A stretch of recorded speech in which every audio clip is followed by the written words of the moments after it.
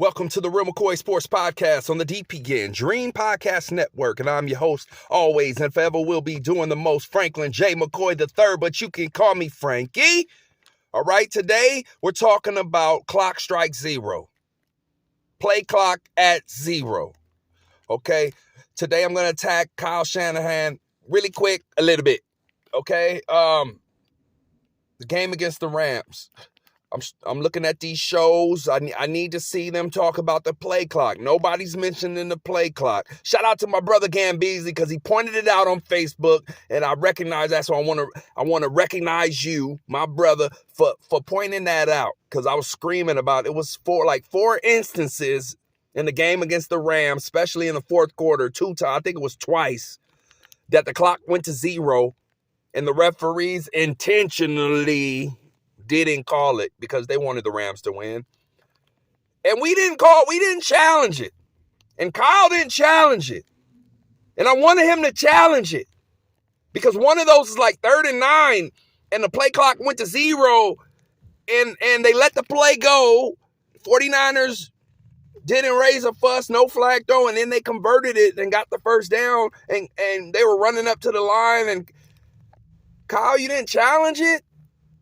And then there was like 3 other delay of games that they did not throw the flag and they didn't challenge it. Now, I'm a casual fan. I'm a competent casual fan because I played the sport, not professionally. Plus basketball was where I lay my hat. But I probably could have went further in football because I'm a little crazy. But I didn't like how my head felt because I used to hit with my head. I played linebacker, quarterback, tight end. All right, and I used to hit with my head because I was thinking things. And if you came through my gap, I'm blowing it up. Let me calm down. Come back to life. Come back to earth. All right, can you hear me now? Can you see me now? Am I black still? Am I black? All right, I'm still black. Oh, I'm getting pulled over now. That'll let you know. But anyway, it was like 3 or 4 different occasions that there was delay of games. I thought that directly affected the outcome. I felt like if Kyle would have challenged those, and I think, what do you get, 1 or 2 challenges? But if you get one right, you get an extra one. I don't know how it works anymore these days. They changed the rules so much. But anyway, that could have affected the game because it could have been 3rd and 14, and that was like the last drive they had where they got some points. So I don't know. It's bad coaching, man, and I don't understand stuff like that because we're screaming at it at my house, and I'm thinking, I'm like, I know Kyle's on the field. He should have saw that. He should have been aware. I would have, but then again, it's like, how many people are in these boxes? How many people are on the coaching staff? What the hell are they doing? And I mean it. And I really mean it. See, I'm shaking.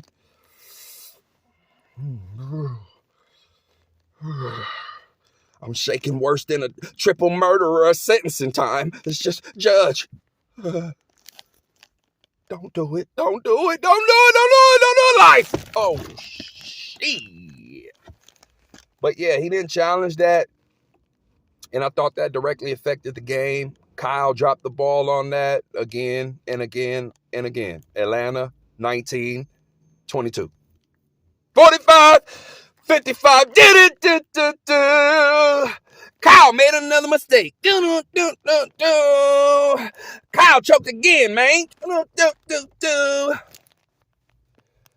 But yeah, so the delay of games were an issue against the Rams, the 49er Rams game, and I thought we lost the game.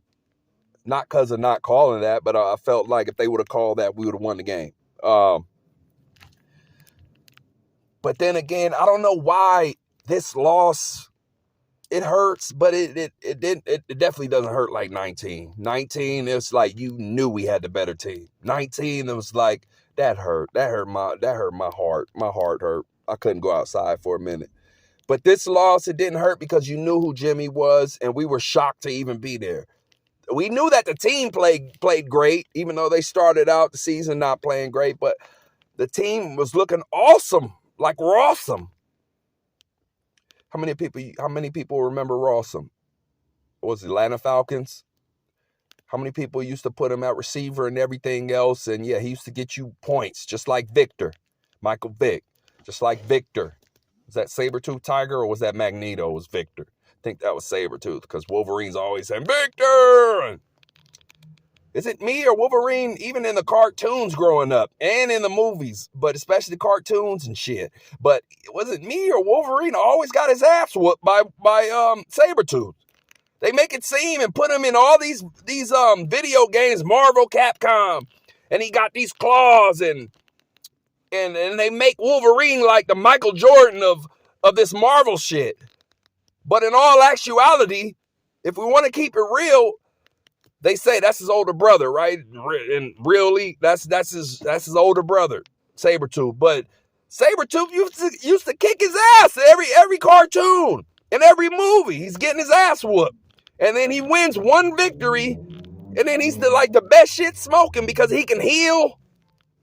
And he got what was that? Titanium, uranium claws, the best metal. It's almost like Jimmy. Wolverine is except he's different than Jimmy. That Jimmy shit, it's like, he's bad. He pulls a few wins and throws out his ass, and then he lets you down when you really need him. Wolverine, it's like he gets his ass whooped most of the time you see him, and then it's like, oh, the X-Men are in trouble, they're gonna die, and then he comes through. So is Wolverine Tom Brady? Didn't Tom Brady go to Michigan? Am I reaching, or am I just smart like that? Did I just connect the dots? The difference between Jimmy and Tom Brady is that Tom always comes through when you need him, and Wolverine always came through. He always came through. Even when he didn't come through, it's like Magneto was like, I mess you up, right? You all metal, so I can just pick you up right now without even touching you. Raise up, get out of here. He can't beat Magneto because Magneto controls metal. He'll just send him flying. But Tom always comes through. Wolverine was willing to die. So, the play clock, man. We lost. And what are those people doing up there? What are they doing up there? How much do they get paid? And what are they doing? Stop pocket watching. It's hard not to stop when they just let us lose like that. And you could just hire me. I see everything. I would have radioed down there with 5 seconds left. Kyle, watch the play clock. Watch the play clock. We're challenging this after this. All right? Out. All right, 10-4. Copy that. Copy that. And then when we won the game, Kyle would have called me. It was in the locker room. Was like, we're giving Frankie the game ball. He saved our season.